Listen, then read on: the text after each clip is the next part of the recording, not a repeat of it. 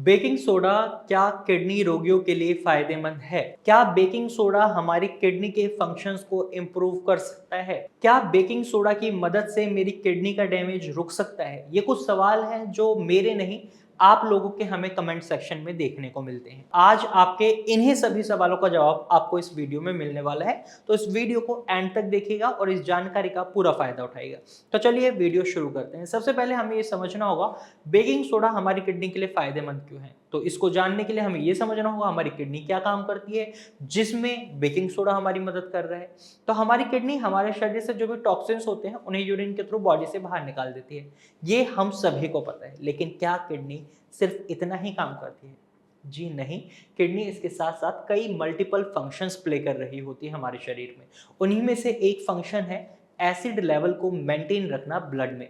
एक healthy person की body में भी एसिड होता है, बॉडी प्रोड्यूस कर रही होती है डाइजेशन प्रोसेस के लिए और शरीर में ये ब्लड में फ्लोट कर रहा होता है, लेकिन हमारी किडनी इसके बैलेंस को बनाए रखती है और यूरिन के थ्रू इसको बॉडी से बाहर निकाल देती है और कुछ एसिड को हमारे शरीर में ही न्यूट्रलाइज कर दिया जाता है, जिसके लिए अक्सर पेशेंट्स का एक टेस्ट कराया जाता है ताकि पता लगाया जाए कि आपकी बॉडी आपके एसिड को सही से न्यूट्रलाइज कर पा रही है या नहीं, जो होता है सीरम बाइकार्बोनेट। सीरम यानी ब्लड और बाइकार्बोनेट यानी बाइकार्बोनेट आयंस। अगर बाइकार्बोनेट आयंस 22 से 29 MEQ बाय लीटर तक है आपके रिपोर्ट्स में, तो इसका मतलब आपका एसिड बॉडी में अच्छे से न्यूट्रलाइज हो रहा है। लेकिन यही आपके बाइकार्बोनेट आयंस की मात्रा कम हो जाती है 22 से, तो इसका मतलब है आपका ब्लड एसिडिक है और इस सिचुएशन को हम बोलते हैं मेटाबॉलिक एसिडोसिस। और ये सिचुएशन जनरली हमें जब देखने को मिलती है जब क्रॉनिक किडनी डिजीज पेशेंट का क्रिएटिनिन 4 पहुंच जाता है, और जब ये 4 के बाद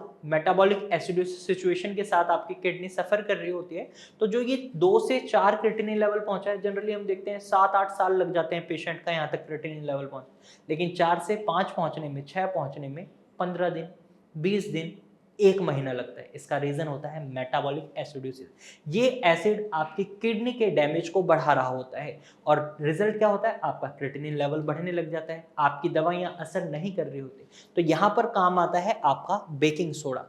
बेकिंग सोडा को एक केमिकल नाम से हम जानते हैं सोडियम बाइकार्बोनेट। जो बाइकार्बोनेट आयंस की कमी आपके ब्लड में हो रही है, आपके शरीर में हो रही है, वो सोडियम बाइकार्बोनेट की मदद से आप फुलफिल करते हैं।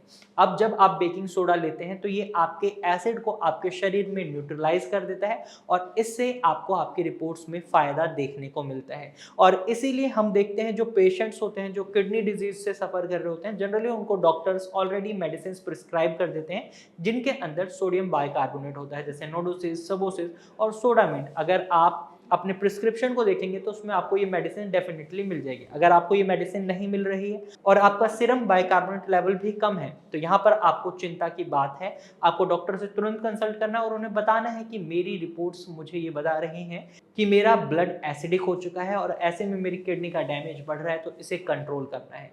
तो वो खुद ही आपको ये मेडिसिन प्रिस्क्राइब कर देंगे या फिर आपको एक सही क्वांटिटी में बेकिंग सोडा कितना लेना है आपको ये बता देंगे। तो ये बेकिंग सोडा कितना लेना है ये आपकी रिपोर्ट्स पर डिपेंड करता है, क्या आपकी एक्चुअल कंडीशन है उस पर डिपेंड करता है। तो मुझे उम्मीद है आपको समझ आ गया होगा बेकिंग सोडा किस तरीके से आपकी मदद करता है, आपके ब्लड को न्यूट्रलाइज कर कर मेटाबॉलिक एसिडोसिस से बचाता है और किडनी के डैमेज को रोकता है। अब आपके जो सवाल थे, क्या ये हमारे किडनी फंक्शंस को इंप्रूव करता है? नहीं, बिल्कुल नहीं करता।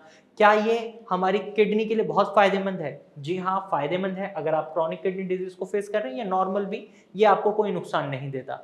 नंबर 3 सवाल आपका ये था कि क्या इससे हम अपनी किडनी डैमेज को रोक सकते हैं? बिल्कुल, इसकी मदद से आप अपने किडनी डैमेज को रोक सकते हैं। जब आपका किडनी डैमेज रुकेगा वहीं आपके डॉक्टर को टाइम मिल जाता है आपके किडनी फंक्शंस को इम्प्रूव करने का, और जब आपके किडनी फंक्शंस इम्प्रूव होंगे तो आपका क्रिएटिनिन लेवल भी कम होगा, यूरिया लेवल भी कम होगा और एसिड लेवल भी न्यूट्रलाइज हो जाएगा। तो मुझे उम्मीद है इस वीडियो से आपके मन में जो सारे सवाल थे वो सॉल्व हो गए होंगे, और इसी तरीके की जानकारी के लिए आप हमारे चैनल को सब्सक्राइब कर सकते हैं, या फिर आप किसी भी किडनी से संबंधित समस्या से परेशान हैं तो आप भारत होम्योपैथिक डॉक्टर की टीम से कंसल्ट कर इसी नंबर पर जो स्क्रीन पर आपको दिखाई दे रहा है कॉल कर सकते हैं, या फिर इसी नंबर पर अपनी KFT रिपोर्ट व्हाट्सअप कर सकते हैं। हमारे डॉक्टर की टीम खुद आपसे कॉन्टैक्ट करेगी और आपको एक सही एडवाइस देगी। आज की वीडियो में सिर्फ इतना ही, फिर मिलेंगे एक नए वीडियो के साथ, तब तक के लिए धन्यवाद।